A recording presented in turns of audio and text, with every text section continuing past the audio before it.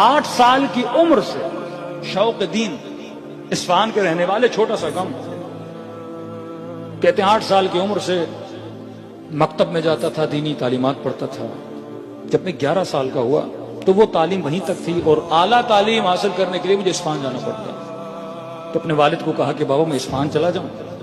انہوں نے کہا بیٹا آپ کی عمر 11 سال ہے، چھوٹے بچے ہو، کھانے کا مسئلہ، کپڑوں کا مسئلہ، اکیلے تکو تنہا دروس پردیس میں کس طرح رہو، اس کی بات نہیں ہے۔ لیکن شوق دین، نور دین، ہدایت کا اتنا شوق، کبا میں نے جانا ہے، میرا دل یہاں نہیں لگ رہا۔ باپ نہ مانا، رات کو والد سو جاتے تھے، پھر آ کے والد کے پاؤں بیٹھ جاتے تھے، اپنے ہاتھ سے پاؤں دباتے تھے تاکہ بابا راضی ہو جائیں۔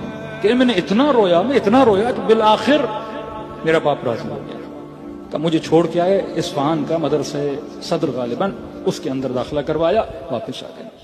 4 مہینے کہتے ہیں بڑے شوق کے ساتھ، بڑے ذوق کے ساتھ میں نے پڑھائی کی۔ 4 مہینے کے بعد سردی کا موسم شروع ہوا، شدید برف باری اصفہان میں، مدرسے کا صحن برف سے بھر گیا، گلیاں برف سے بھر گئیں، حجرے ٹھنڈے، کمرے ٹھنڈے۔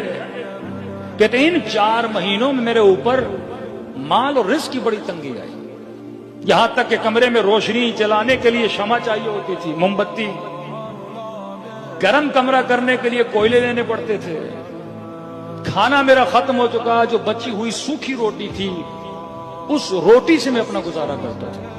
کہ ایسی عالم میں کمرے میں کانپ رہا تھا، اور انہی ایام اور دنوں کے درمیان میرے والد گاؤں سے اٹھ کے اصفہان آ گیا تھا کہ بیٹے سے جا کے ملوں۔ اب جیسے کمرے میں آئے تو کمرے میں روشنی نہیں، کمرہ ٹھنڈا پڑا ہوا ہے، کھانے کے لیے کچھ نہیں، بیٹے کی آنکھوں کے نیچے ہلکے پڑے ہوئے ہیں، کہ فوراً میرے والد نے ڈانٹنا شروع کر دیا۔ ابو الحسن، میں نے پہلے ہی کہا تھا یہ تمہارے بس کی بات نہیں ہے۔ ضد لگا دی کہ میں نے مدرسے جانا ہے، مدرسے جانا ہے، مدرسے جانا ہے۔ دیکھو کیا حالت بنائی ہے، کھانے کے لیے کچھ نہیں، سردی کا مسئلہ ہے، بیمار پڑ جاؤ گے، اگر کنویں ہو جاتا تو ہم کیا کرتے ماں باپ۔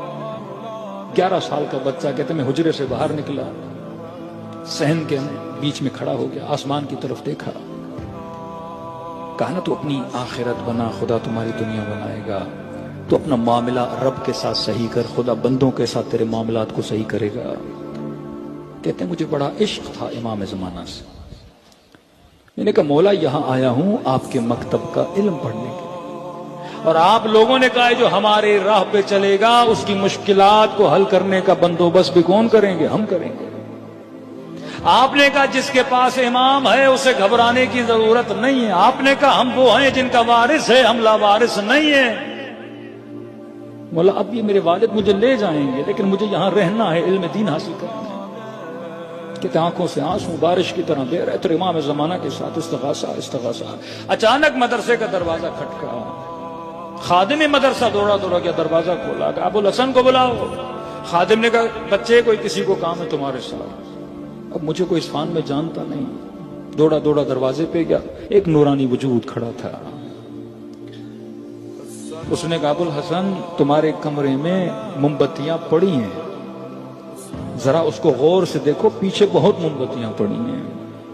کہ اپنا ہاتھ آگے لاؤ، کچھ پیسے میرے ہاتھ پہ رکھے، کہ ان ہاتھوں سے جا کے کوئلے لینا، کمرے کو گرم کرنا، کھانا لینا، کیونکہ تمہارے حجرے میں مہمان آیا ہوا ہے اور پریشان ہونے کی ضرورت نہیں ہے۔ تم اس کا ماننے والے ہو جو اپنی قوموں کا خیال بھی رکھتے ہیں، جو اپنے شیعوں پہ نظر بھی رکھتے ہیں۔ کہ ابھی سمجھ نہیں آ رہا تھا کہ یہ کون ہے۔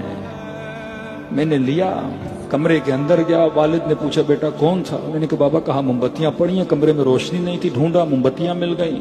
کہا کچھ پیسے دے کر گئے، اور کہا کہ اس سے کوئلے لے لینا، کمرے کو گرم کر لینا، کھانا لے لینا، تمہارے کمرے میں مہمان موجود ہے، اور اسے کہنا کہ تو اس کا ماننے والا ہے، اس قوم سے تعلق رکھتا ہے جن کا وارث ابھی زندہ ہے۔ کہتے میرے والد کھڑے تھے، یہ سن کے گھٹنوں کے بل بیٹھے اور زاروں قطار رونے لگے۔ کہنے لگے بیٹا تو 11 سال کا ہے، تجھے امام زمانہ پر ایمان ہے، لیکن وائے ہو مجھ پہ، میں بوڑھا ہو گیا اور میں تیرے لیے پریشان ہوں کہ تجھے کون سنبھالے گا؟ تو جن کی راہ پہ چلا ہے وہی تجھے سنبھالنے والے ہیں۔ تو اپنی اصلاح کر، پھر دیکھ ہم تمہارے معاملات کو کس طرح سے صحیح کرتے ہیں۔